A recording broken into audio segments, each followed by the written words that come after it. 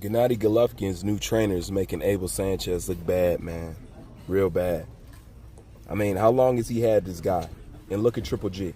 Look at him. Look how light he is on his feet. Look, you see head movement. Look how he's working that jab, changing levels on it.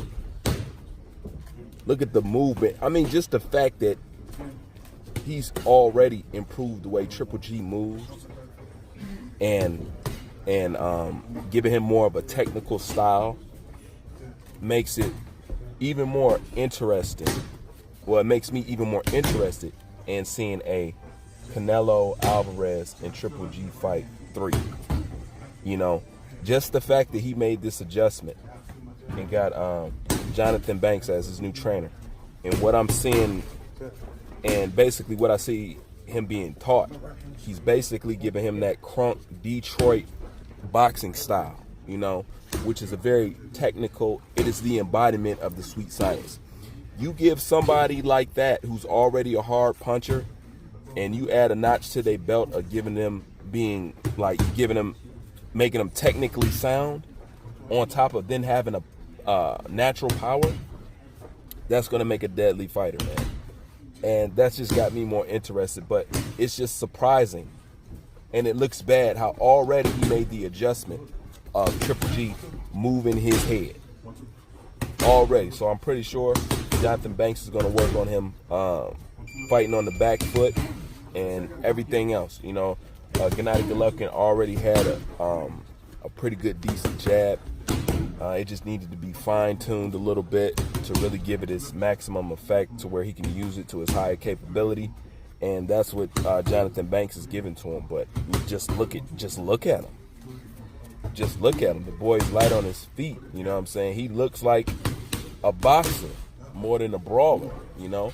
And shouts out to Triple G for knowing how to make an adjustment and being smart enough to make an adjustment and being smart enough to know when you need different coaching because you're not learning anymore. That was the main thing that Triple G said, is he's not learning anymore.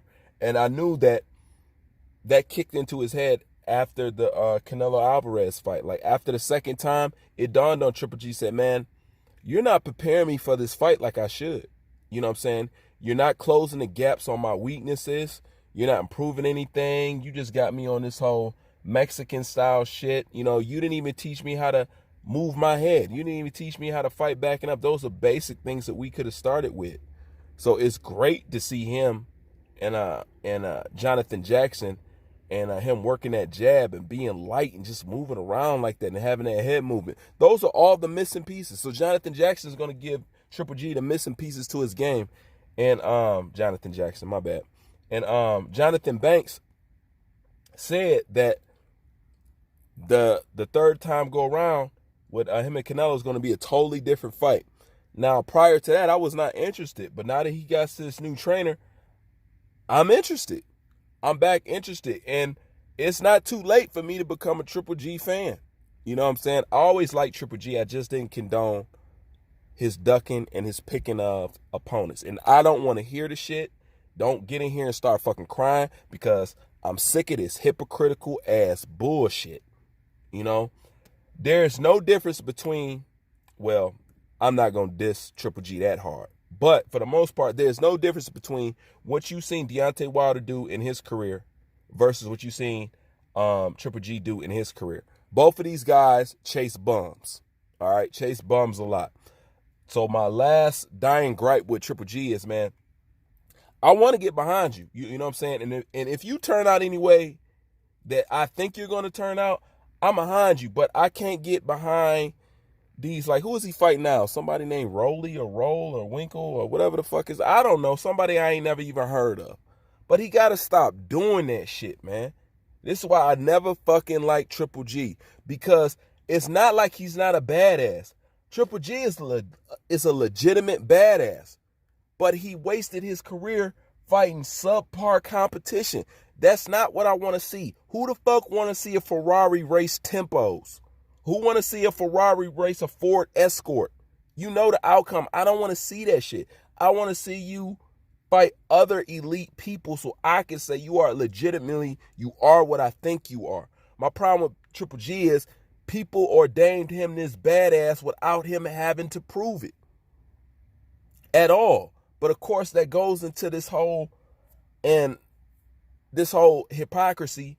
You can say something about this fighter, but you can't say something about these 3 fighters. And I'm big on that shit, and I'm going to keep saying that shit. Because you know what? Even now, even a few days ago, when I made a video about Manny Pacquiao, and Keith Thurman said that Manny Pacquiao could take whatever drug that he wanted. People still got in their feelings. People still went racial. People still accusing me of some LDBC tactics or some shit. I'm like, man, y'all got to stop that hoe ass shit, man. If you ask me, y'all a tad bit worse than the LDBC. Don't you understand it? It's shit like that which gives credence in the reason why the LDBC exists today. Because you motherfuckers do that shit. It ain't nothing new. It ain't nothing that popped up once the LDBC popped up. This shit existed before even the motherfucking LDBC. Y'all got to stop that bias ass bullshit. Y'all love to hop on a person's channel when they talking about a Charlo, when they talking about anybody else. But when it comes to that Forbidden 3 of Manny Pacquiao, Lomachenko, and Triple G, y'all act like straight up bitches. That make y'all worse than Wilder fucking fans, man. That make y'all worse because you're proving the theory that Dante's Boxing Nation has, that Boxing Ego has, and that you're proving that shit 100% correct. You're giving them reason to say, see, this is why we do what we do, because they do this shit. So at the eye of the time, I can't really blame them because I know, at least when it comes to that part, I know they're not lying about that. So you can't get mad at nobody forming an alliance against the same shit that's being rained upon them. They form their own little clique and start doing the same shit to you. So y'all got to stop with that shit. But anyways, back to Triple G, man. I like what I'm seeing. You know what I'm saying? The only thing I need to get him to do is stop fighting bums, and I ain't got no problem with Triple G. You know, and I think it'll be a more competitive fight. I think Canelo Alvarez still wins because I just view him as a more complete fighter. Canelo Alvarez is amazing to me and a guy who don't get enough credit. But that's my personal feeling. But I would say this, since seeing these improvements, it makes me want to see these guys fight for a third time.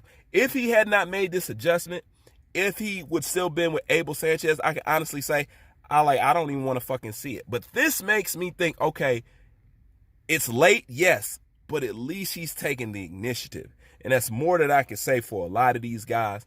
And for that, I got to give Triple G some credit. And if he keeps producing and keeps showing shit like this, I will be in his corner. But you got to fight somebody. But I do tip my hats to him for making the adjustments that a lot of fighters don't do. Sometimes loyalty ruins these people. And I like that at this stage in his game, he still wants to learn. That's what's most important. And that's what's cool about Triple G in this whole situation. Anyways, leave your thoughts in the comments section. Bruce Vane, I'm out.